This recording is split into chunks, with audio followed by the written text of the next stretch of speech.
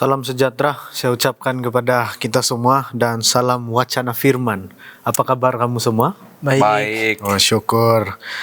Dan pada saat ini saya sangat gembira sebab kita sekali lagi ada satu kesempatan untuk sama-sama membincangkan satu topik yang jarang-jarang kita dengar, tetapi mungkin selalu kita aplikasikan di dalam kehidupan kita. Dan topik yang saya maksudkan itu adalah di dalam bahasa Inggris. Bunyinya adalah What would Jesus do? Kalau dalam bahasa Melayu, apa yang Yesus akan lakukan? Begitu. Apa yang Yesus akan lakukan? What would Jesus do? Jadi what would Jesus do ini ada singkatan dia, WWJD. Jadi mungkin di sepanjang perbincangan kita ini, mungkin kalau susah betul mau sebut what would Jesus do terlampau panjang, kita cakap saja WWJD lah. Sebagai singkatannya. Jadi sebelum kita mulai lebih lanjut, saya ingin menjemput kita semua untuk bersatu di dalam doa. Mari kita berdoa. Bapa kami di sorga, terima kasih karena kami mempunyai kesempatan untuk berbincang firman-Mu pada saat ini. Kami memohon Roh Kudus-Mu memimpin kami dan memberkati kami sesuai dengan kehendak-Mu. Kami serahkan doa ini di dalam nama Tuhan Yesus, Juru Selamat kami semua. Amin. Amin. Amin. Jadi WWJD ini ataupun What Would Jesus Do sangat populer di negara barat, dan pertama kali mereka mendapat konsep ini daripada pembacaan buku yang ditulis oleh Charles Sheldon, dan tajuk bukunya itu adalah In His Steps, What Would Jesus Do. Jadi daripada tajuk buku ini mereka mendapatkan satu konsep tentang inilah apa yang Yesus lakukan atau apa yang Yesus akan lakukan. Dalam arti kata lain, frasa what will Jesus do ini merupakan frasa yang sekarang cukup populer, cukup famous di kalangan umat Kristen. Frasa ini sepertinya sudah menjadi satu moto, satu slogan untuk mengingatkan umat Kristen supaya terus berkelakuan dan bersikap sesuai dengan cara hidup Yesus Kristus. Bunyinya what will Jesus do, kan? Apa yang Yesus akan lakukan. Nah, jadi kita sebagai Kristen, pengikut Yesus, slogan ini macam sangat sesuai untuk kita, sangat rapat dengan kita, sangat dekat dengan kita. Sebab kita pengikut Yesus, kita mesti mau ikut apa yang Yesus buat. Jadi slogan ini memang macam sesuai untuk kita. What will Jesus do? Apa yang pasti, frasa WWJD ini berkait rapat dengan imitation of Christ. Ataupun dalam arti kata lain, satu moto yang mengingatkan kita untuk meniru Yesus. Meniru Yesus. Jadi saya mempunyai satu soalan di sini. Pada pendapat kamu, WWJD ini biblical atau tidak? Adakah dia berdasarkan Bible atau macam mana? WWJD ini. Ya, kalau kita lihat, kalau daripada dia punya perkataan saja, WWJD ini What Will Jesus Do, ini adalah sesuatu yang merujuk kepada Yesus sendiri. Merujuk kepada Yesus sendiri. Dan apabila seseorang itu menanyakan sedemikian, sememangnya rujukan itu, referensi itu kepada Yesus, apa yang Yesus akan lakukan, apa tindakan Yesus di satu situasi yang sedang dialami oleh individu tersebut. Ya, jadi kalau pasal biblical atau tidak, saya rasa sangat boleh dikatakan biblical. Kalau apa yang Yesus akan lakukan itu mengetahui apa yang di dalam pikiran Yesus, itu sesungguhnya sesuatu yang Alkitab sendiri explain, Alkitab sendiri points to Jesus. Sebab Yesus ini kita lihat bahwa dia adalah seseorang yang dikatakan seseorang yang daripada Tuhan sendiri. Ya, Tuhan di surga. Jadi apabila Tuhan di surga itu menghantar Yesus, sememangnya Yesus datang di dalam bumi ini supaya dia boleh menunjukkan karakter Bapa itu, karakter Bapa. Dan apabila Yesus melakukan apa-apa yang kita baca di dalam Alkitab, sangat banyak, ya, sememangnya sesuatu yang biblical. Sebab itu yang Yesus lakukan. Jadi sebagai pengikut Yesus, what would Jesus do ini adalah sesuatu yang macam yang kamu sudah katakan tadi. Kita mungkin tidak tahu ini slogan ini, tetapi secara indirect, ya, kita mengaplikasikan di dalam kehidupan kita. Iya, betul.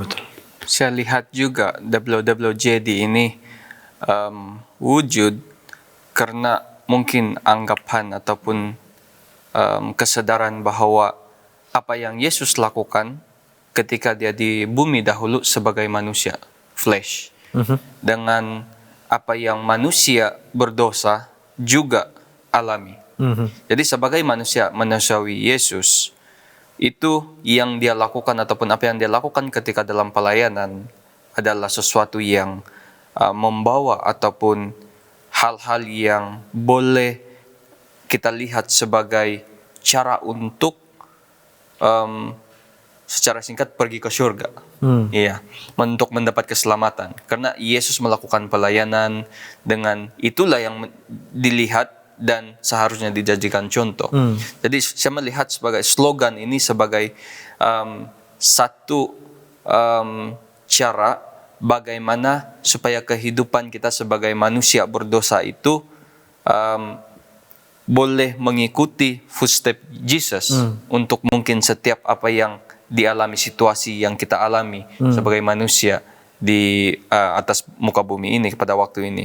Dan saya juga melihat salah satu mungkin yang menyebabkan slogan ini WWJD ini muncul karena saya senang dengan ayat yang ada dalam John 10 verse 30. Dia katakan, I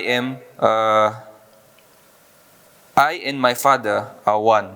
So Yesus adalah Tuhan, dan apa yang Yesus lakukan adalah dia reflect apa yang Bapa di sorga mahu kita buat, yang dilakukan oleh Yesus untuk mendapat keselamatan. Jadi WWJD itu mungkin untuk dapat keselamatan, kita lihat apa yang Yesus buat. Karena apa yang Yesus buat itu adalah jalan untuk keselamatan. Itu saya lihat sedikit. Menarik perspektif itu, Pastor Fernandy. Seolah-olah saya melihat bahwa daripada pendapat kamu tadi, saya melihat yang memang disebabkan slogan ini ataupun frasa ini menggunakan nama Yesus, sudah sepatutnya ianya biblical. Sebab memang kita sebagai Kristen juga dipanggil untuk mengikut apa yang Yesus lakukan. Namun saya pernah terbaca satu testimoni pemimpin gereja. Dia mengatakan dia melihat gerejanya itu penuh dengan masalah-masalah. Ada masalah rumah tangga, ada masalah belia, dan sebagainya. Dan sebagai pemimpin gereja, dia merasa bingung. Apa yang dia perlu lakukan? Dia merasa bingung bagaimana supaya dia boleh mengatasi masalah-masalah anggota gereja yang sedang berlaku di gereja dia pada masa itu. Dan dia pun terfikir mengenai frasa ini. Kalau Yesus ada di tempat saya, what will Jesus do? Apa yang Yesus akan buat kalau Yesus ada di tempat saya sebagai pemimpin gereja, dan saya melihat dan dia melihat ada banyak masalah anggota gereja, apa yang Yesus akan buat? Dan daripada situ dia mengatakan yang dia mempunyai motivasi dan dia mempunyai dia menemukan cara untuk menyelesaikan itu semua. Dia mendapat ilham untuk menyelesaikan itu semua. Jadi saya punya satu lagi soalan di sini ialah,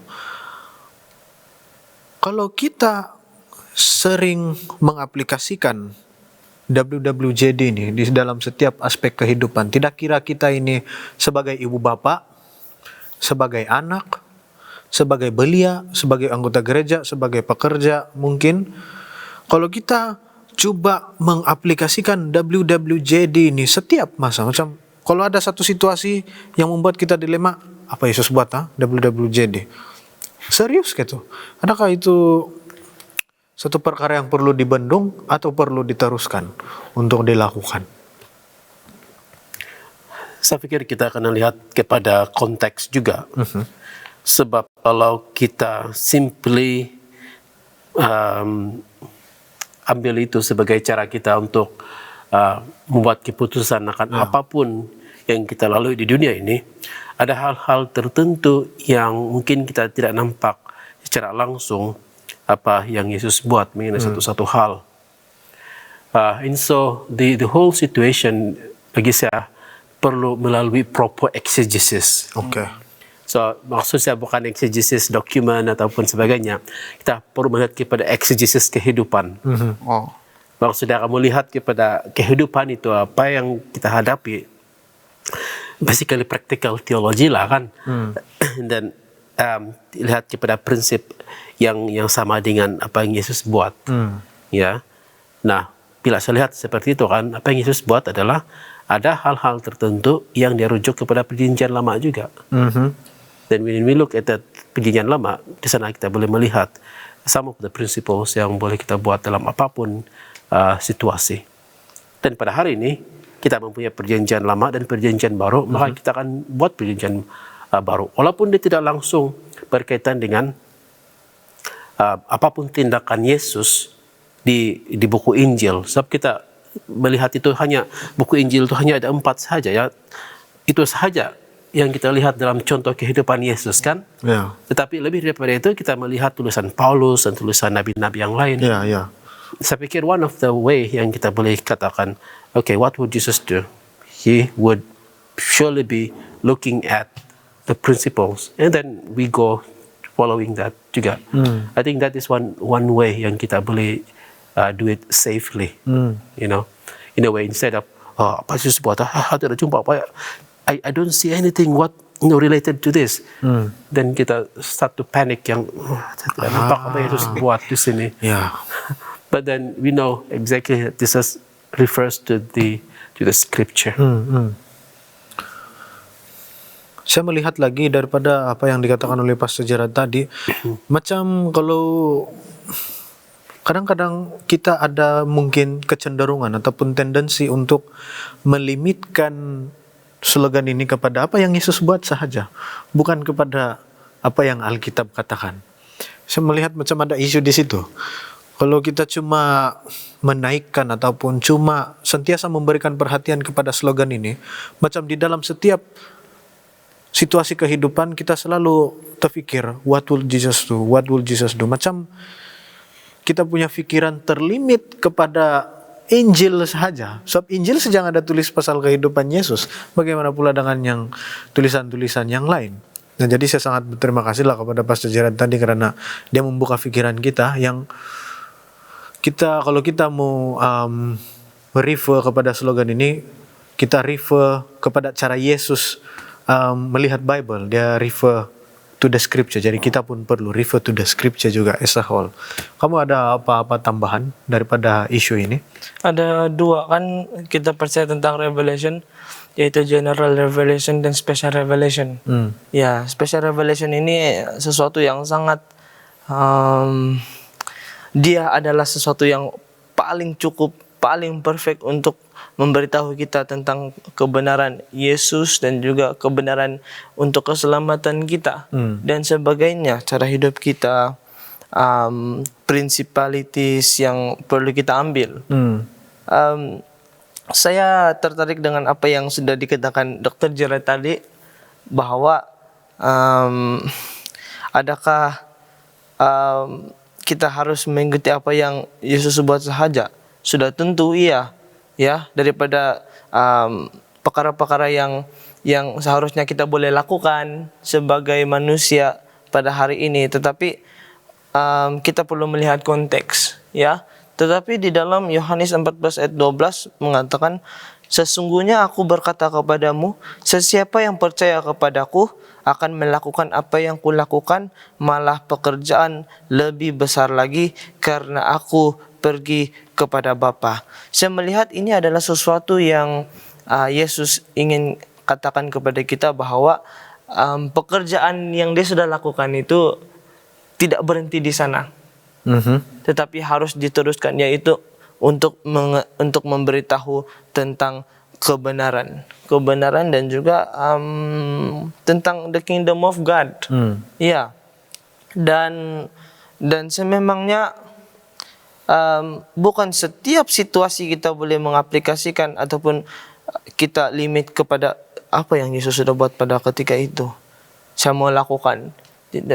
Kita tidak dapat melakukan apa yang Yesus lakukan secara keseluruhannya. Ya, kita mempunyai apa yang kita panggil ini kecenderungan untuk berdosa, ya, tendensi ataupun propensity to sin. Dan ini adalah satu limitation kepada kita sebagai seorang manusia, berbeza daripada Yesus Kristus. Ya, Yesus Kristus mempunyai apa yang kita panggil unique nature, ya, unique nature. Walaupun dia adalah seorang manusia. Jadi sememangnya kita perlu menanyakan kepada diri kita lah, Yesus, apa yang seharusnya saya lakukan? Kita berbalik kepada Alkitab. Ya, Alkitab. Walaupun sememangnya ada perkara-perkara yang kita tidak dapat lakukan, ya, kita akan menyentuh itu nanti. Tetapi apa yang saya ingin sampaikan adalah apa prinsipal yang kita boleh terapkan di dalam Alkitab. Ya, contohnya seperti di dalam Yohanes 14 ayat 12 ini. Apa yang kita harus lakukan ialah kita tidak berhenti untuk menjangkau jiwa yang di luar sana. Sebab ini adalah sesuatu yang dimandatkan Yesus kepada kita sebagai pengikut Dia. Betul. Bila Dr. Gerard mention bahwa kehidupan Yesus itu hanya direkod dalam hanya 4 buah buku, ya, kita dapat lihat di sana. Mungkin ada pertanyaan, jadi yang buku-buku lain itu Yesus tidak ikut ataupun bagaimana? Tapi sebab kita tidak melihat ceritanya di buku-buku lain. Bila kita pelajari kehidupan Yesus daripada dalam buku yang dia sudah direkodkan, satu kesimpulan yang saya lihat, kalau kita sebagai manusia berdosa ingin ikut apa yang Yesus lakukan, ikut the footstep of Jesus, kita mungkin lupa yang walaupun Yesus itu Tuhan, kita lupa yang Yesus juga apa yang dia lakukan berdasarkan the will of the Father. Dia ikut Tuhan, Bapa di syurga. Jadi mungkin sebab saya melihatkan kalau di dalam secara general ada juga yang hanya ada itu slogan karena mereka senang dengan itu slogan, dengan itu perkataan, dan mereka lupa bahwa seharusnya yang paling penting adalah bukan hanya untuk melihat apa yang Yesus lakukan ketika dalam pelayanan. Of course itu boleh dijadikan contoh, tetapi saya nampak yang paling utama di sana yang harus menjadi contoh, Yesus lakukan apa yang dia lakukan selama dia hidup. Dia bukan lakukan karena dia punya kekuatan sendiri, tetapi dia ikut apa yang Bapa di surga arahkan kepada dia, His will, Father will. So sangat menarik di sini bahwa kalau kita klaim bahwa kita hanya ikut dalam gospel saja apa yang Yesus lakukan, saya rasa sangat tidak sesuai.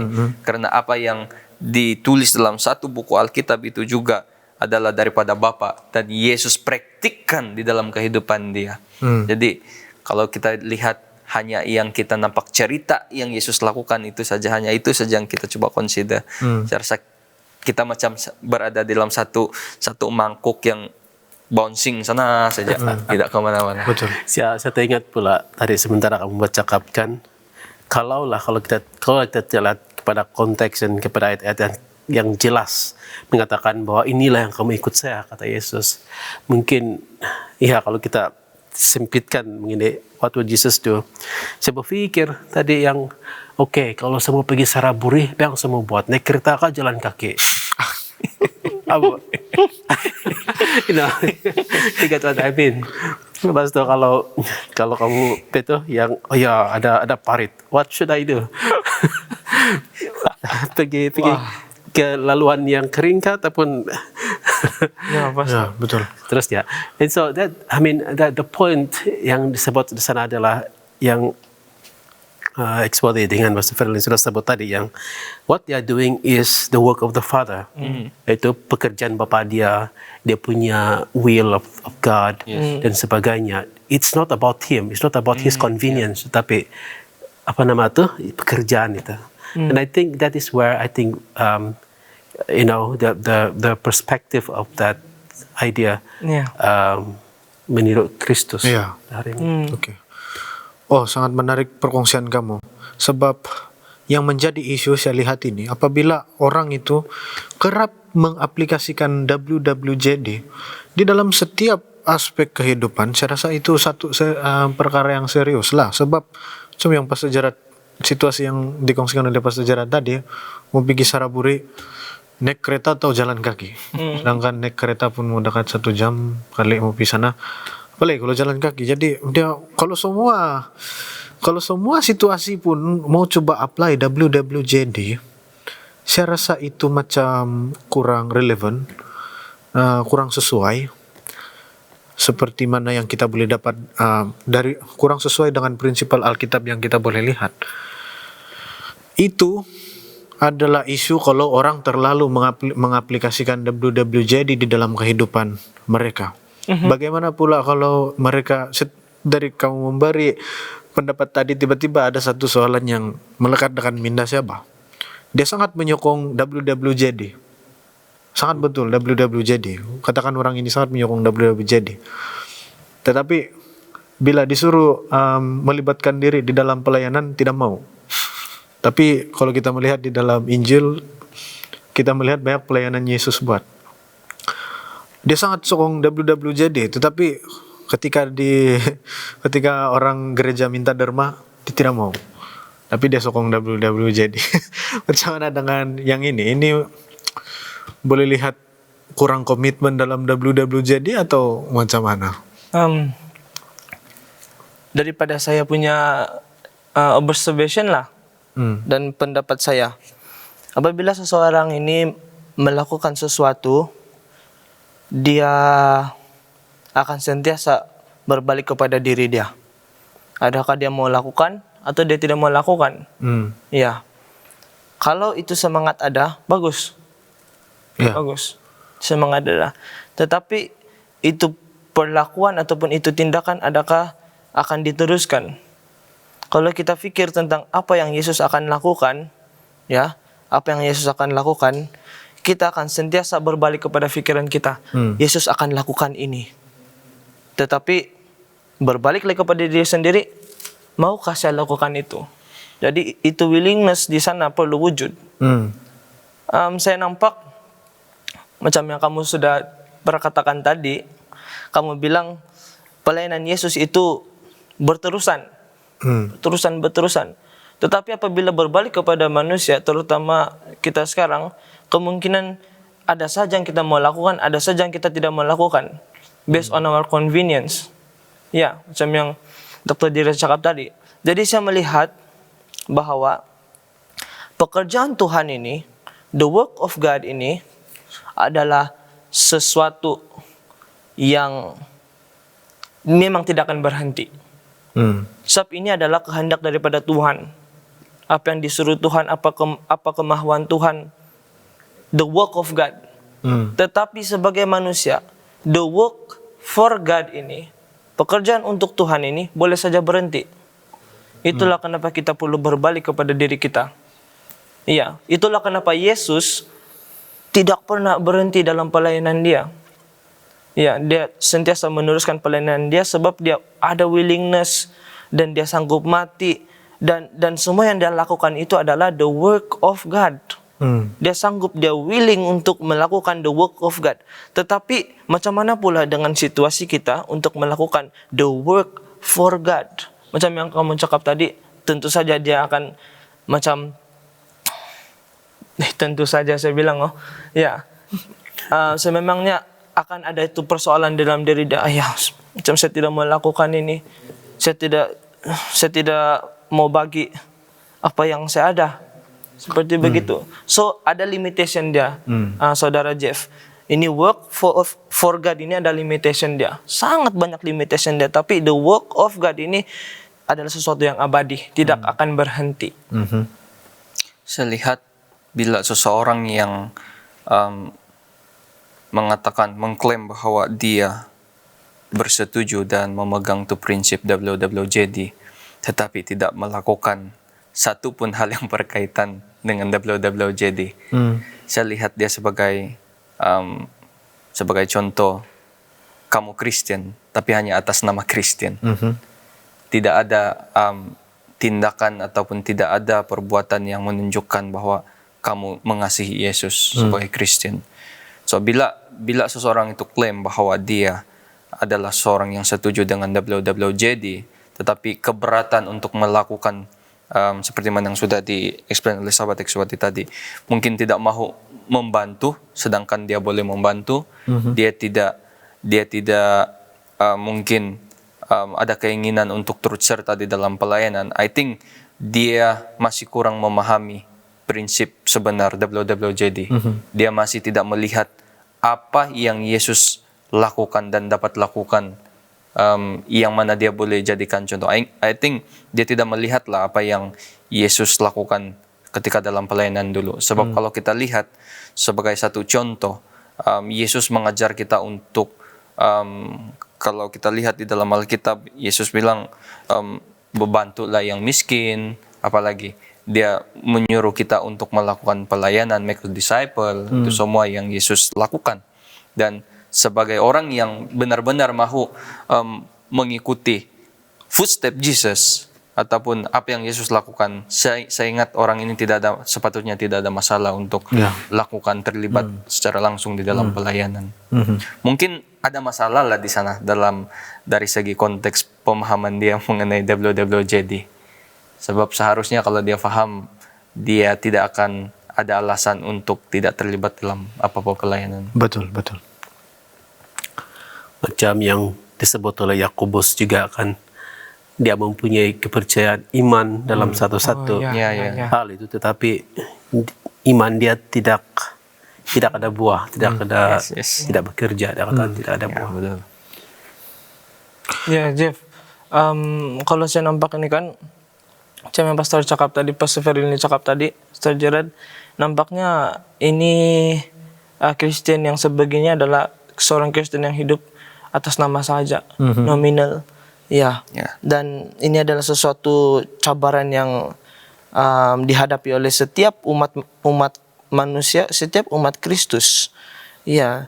Tapi kalau kita berbalik kepada what will Jesus do? Saya ada nampak di sini di dalam Filipi 2 ayat 5, hendaklah ada dalam dirimu pemikiran yang ada dalam Kristus Yesus. Dia yang sekalipun dalam bentuk Allah tidak menganggap kesetaraan dengan Allah sesuatu yang harus dipertahankan. Kita berbalik kepada Yohanes 3 ayat 16 bahwa Yesus dihantar untuk mati bagi setiap manusia. Dan ini adalah suatu pengorbanan yang tidak dapat kita bayangkan. This is something that is beyond our comprehension sebagai seorang manusia. Dan ayat ini mengingatkan kita bahwa Yesus itu walaupun dalam bentuk Allah tidak menganggap kesetaraan dengan Allah. Kalau di dalam bahasa Yunani dia ini ada imago Dei. macam mana tuh Dokter Gerard?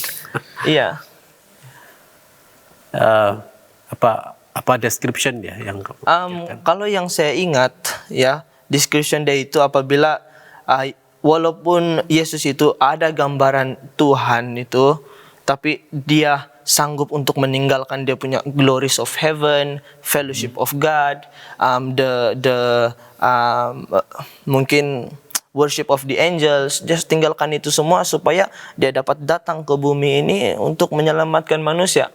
Dan kalau saya melihat ini perkataan ini di sini tidak menganggap kesetaraan. Ada itu perkataan kalau saya tidak salah imagola begitu. Bukan. Saya lupa morfi, ya. morfi itu sesuatu yang menggambarkan bahwa kalau ada duit itu dia ada dua muka kan, tetapi dia satu, ya. Itu adalah satu description ataupun satu illustration lah dalam pergunaan morfi ini. Jadi walaupun Yesus itu setara dengan Tuhan, tetapi dia datang di bumi ini dan dia sanggup mati. Jadi kalau kita berpikir tentang apa pemikiran Yesus itu, what will Jesus do? Jesus will die for us. Itu adalah sesuatu yang dipanggil self-sacrificial love. Dan itu adalah sesuatu yang bukan senang untuk dilakukan sebagai seorang manusia. Ya macam mana itu kalau macam itu? Apa yang pasti sampai sekarang kita punya perbincangan, kita melihat yang WWJD ini memang biblical, sebab ada banyak supporting details ataupun supporting Bible verse mengenai frasa WWJD ini. Dan kita juga melihat yang kalau kita terlalu mengaplikasikan WWJD ini di dalam kehidupan kita juga tidak ngam, kurang sesuai. Dan kalau kita juga suam-suam kuku dalam mengaplikasikan WWJD juga tidak ngam, seperti yang kata Exworthy tadi. Dan Exworthy juga, sahabat saya Exworthy juga ada mengatakan yang kalau kita betul-betul melihat WWJD ini, what will Jesus do? Dia ada perkaitannya dengan Jesus will die for us. Jesus will love us, begitu. Dia macam ada satu perspektif lah saya nampak di sana. Dia macam bukan pasal apa yang Yesus akan buat kepada orang lain, tetapi what will Jesus do ini juga boleh juga mengenai apa yang Yesus akan buat untuk saya. Kamu boleh nampak perspektif yang begitu. Ya. Kalau kita lihat di dalam 1 Korintus 2 juga 14 dan 16 saya baca di sini, orang jasmani yang tidak mempunyai roh tidak dapat menerima hal-hal daripada roh Allah, karena dia menganggap hal-hal itu kebodohan semata-mata, dan dia tidak dapat memahaminya disebabkan hal itu hanya dapat dinilai secara rohani. Ya, orang rohani menilai segala-galanya, tetapi tidak siapa dapat menilai orang itu.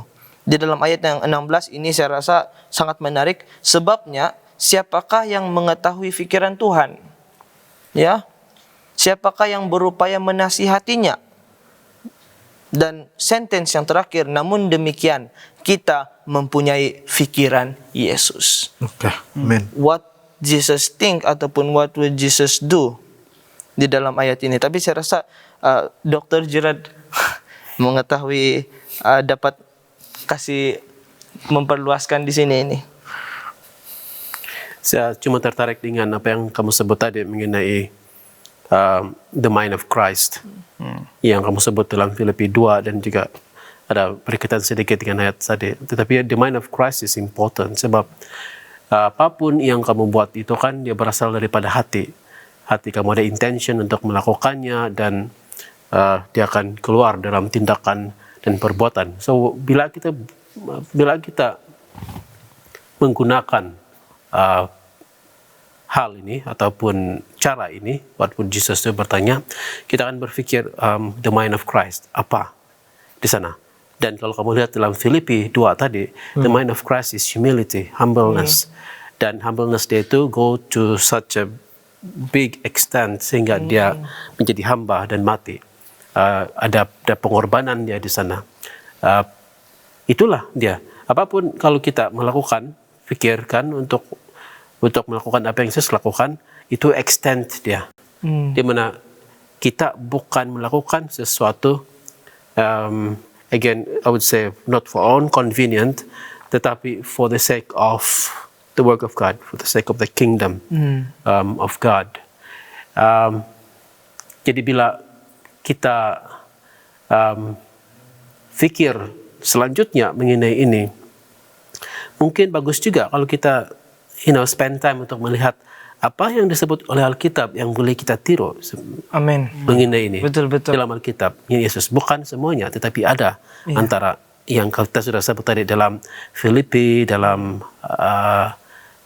Yohanes tadi dia kamu sebut ayat 4 chapter 14, dalam Yohanes 13 juga ketika Yesus itu mencuci kaki dia, di hujung dia katakan, aku telah memberi kamu teladan, dia katakan, dan ikut dia seperti itu. Paulus juga ada menyebut mengenai mengikut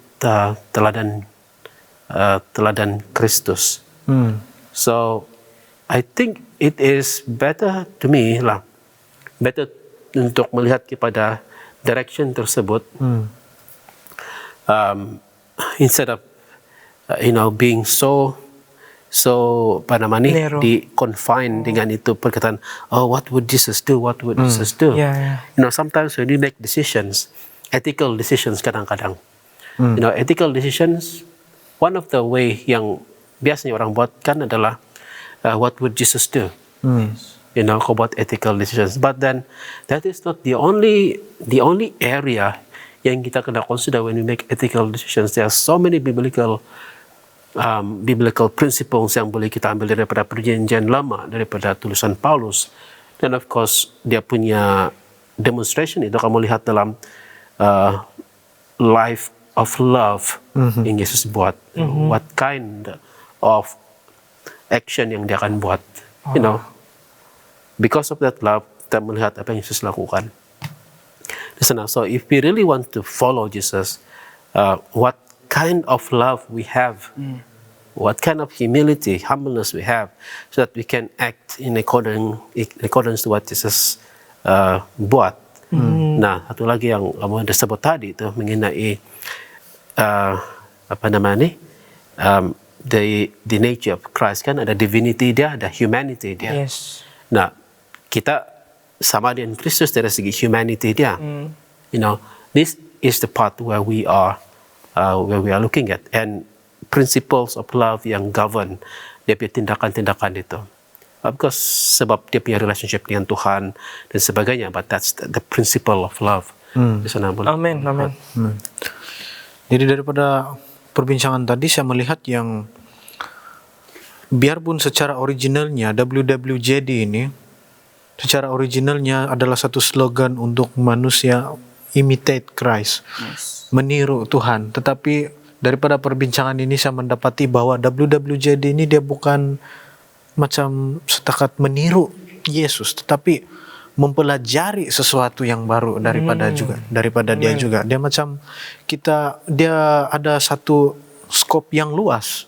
Dia tidak tertutup dalam hal WWJD ini. Dia bukan pasal kita mau tahu apa Yesus akan buat kalau kita berada di situasi-situasi tertentu. Dia bukan pasal itu saja, tapi dia lebih daripada itu. Dia lebih daripada setakat mau aplikasikannya di dalam setiap aspek kehidupan kita. Saya tertarik dengan the mind of Christ tadi. Sebab kalau kita lihat perkataan ini kan, what will Jesus do? Saya tengok dia macam ada konotasi tentang apa yang berlaku di masa, macam future bah. Apa yang Yesus akan buat mungkin macam dia bentuk future kalau saya tengok. Bagaimana kalau kita ubah what will Jesus do itu pergi what did Jesus do? Dia macam apa yang Yesus telah lakukan. Begitu. Mana yang kamu rasa lebih mudah untuk difahami, diikuti? What will Jesus do atau what did Jesus do? Mana yang lebih mudah untuk menjadi rujukan kita? Ya, itulah istilah ngam. Mana yang lebih mudah untuk menjadi rujukan kita di dalam kehidupan kita? Melihat kepada apa yang Yesus akan lakukan ataupun melihat kepada apa yang Yesus telah lakukan? What did Jesus do? Begitu. I think kalau melihat secara literal, probably not so helpful. Tidak berapa membantu kalau kita lihat secara literal, sebab yang sebagai ilustrasi tadi itu, kalau kamu pergi ke Saraburi, kalau sekira di Thailand ini kan, kamu jalan kaki kan naik kereta. Nah, kalau itu secara literal, kita akan jalan kaki ke Saraburi. Pukul berapa kita sampai pergi pulang, sebab Yesus dahulu kita tidak pernah melihat dia menaik kereta, tidak ada kereta lah dahulu. Of course dia juga tidak naik kereta kuda, kereta apapun. Itu sebab dia bukan mampu itu dengan dia punya pelayanan itu lebih uang semua digunakan lebih untuk untuk membantu orang miskin dan banyak lagi hal-hal yang lain. Bagaimanapun kalau kita gunakan pertanyaan itu, what did Jesus do? Dan instead of looking at yang literalness dia, tetapi kepada prinsip dia, mungkin dia lebih membantu lah. Betul, saya setuju. Kadang-kadang slogan ini juga mengelirukan dan juga dia tricky sedikit. So, terutamanya sekali bila Pastor Gerard memberikan ilustrasi kita mau drive ataupun jalan kaki ke Saraburi, nanti keluar lagi slogan what did Jesus drive? So saya lihat juga di sini yang sesuai juga kalau kita lihat apa yang ditulis dalam 1 Peter 2 ayat 21. Dia bilang follow in his step. Dan juga the Apostle John juga inspire us dalam 1 John chapter 2 verse 6. Walk just as he walked. So saya melihat kita berbalik juga kepada prinsip dia, bagaimana cara Kristus menangani situasi-situasi di sekeliling dia, dengan menarik sekali bila sahabat Ekswati mention mengenai the mind of Christ.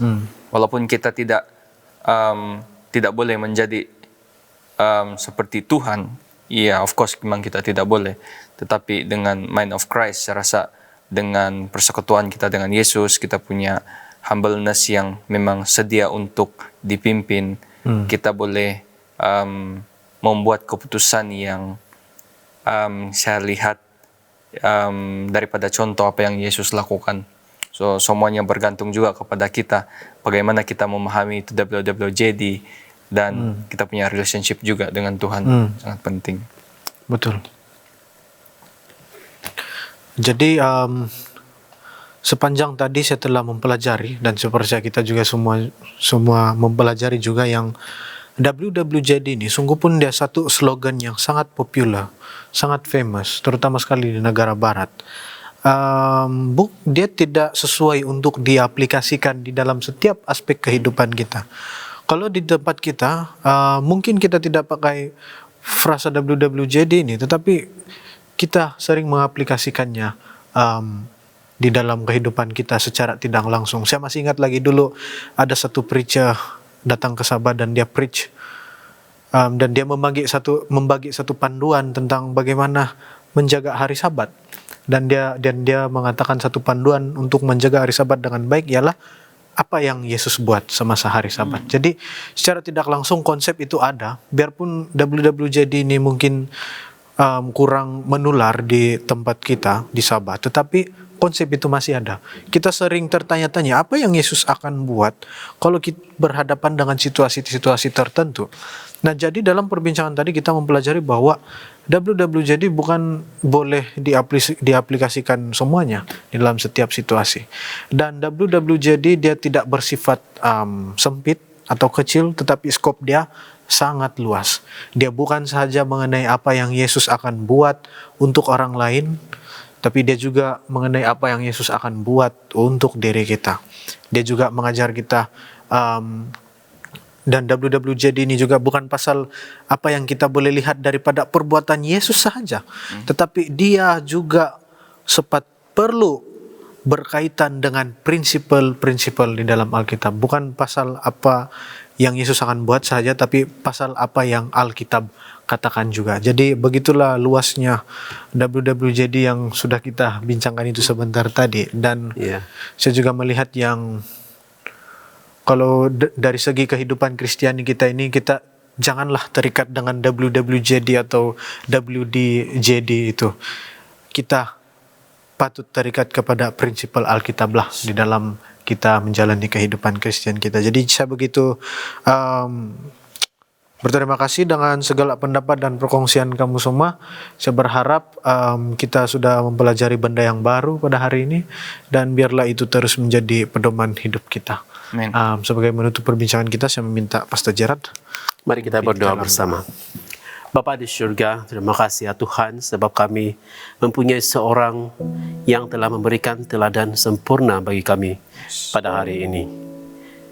Apapun yang dia telah lakukan, itu semuanya untuk kebaikan manusia sejagat, dan barang siapa menerima Dia sebagai juru selamat akan menerima hidup yang kekal. Namun kami masih hidup di dunia ini dan harus melakukan banyak hal, membuat keputusan dan sebagainya. Kami memohon agar kami boleh melihat Yesus Kristus sebagai teladan kami dengan penuh penghayatan, penuh pembelajaran mengenai prinsip-prinsip kehidupannya dan juga apa yang dikatakan oleh Alkitab mengenai Dia. Biarlah kami boleh menurut apa yang Alkitab telah menyatakan untuk kami, supaya kami akan sentiasa membuat keputusan yang membawa kemuliaan kepada Tuhan. Amin. Terima kasih ya Tuhan, sebab berkat yang Engkau telah berikan dan semua yang telah kami terima dalam nama Yesus kami berdoa. Amin. Amin. Amin.